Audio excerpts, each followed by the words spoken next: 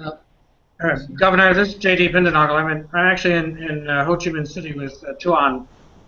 I would like to react to several things that have been said. I agree with Joe and others who have said that you may draw the wrong lessons from history if you take the wrong analogies. But there are several things that have come out of the history that are very important that we know. One is that in World War I, there were several miscalculations.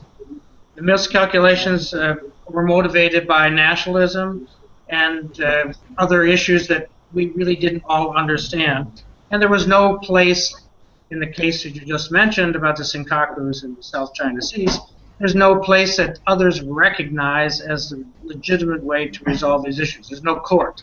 If no one will recognize the court, or all sides won't recognize the court, that's not possible. So we end up, I say this perhaps reluctantly in this group, but we end up with the Bob Kagan and Mearsheimer concern about great power politics played without rules and with the chance of conflict between the United States and China along with the smaller countries who would like us to play a role. Comes back to the United States role. Our role really should be one that you've heard here, that we played a stabilizing role in the Cold War, and that after the Cold War we remain to have great interest there. And what should we do but try to clarify what the interests are, what the narratives are of these countries so that we can have some basis for making some judgments. There isn't any other way for the United States to play. There are the Asia Summit and there are ASEAN and the ASEAN Plus organizations that provide a place for us to have these conversations. But it is what you all have done here starting this forum is create a way for understanding, for shared narratives, and for avoiding miscalculations that then lead us to some way to make decisions. I agree with Ambassador Fujisaki, who's note that for them, that for China, their policy of no competition, no surprise, no provocation, those are good rules. It would be good if that narrative were shared with the Chinese, and we could play a role perhaps in facilitating that.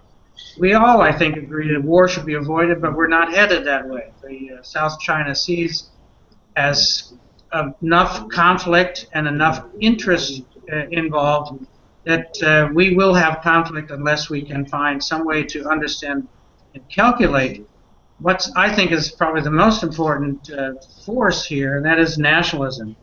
But nationalism is not limited to China, Vietnam, Korea, Japan, and now we see in international order what Putin has done in pursuing ethnic nationalism with the use of force is undermined the Helsinki Accords of not changing borders except through peaceful means.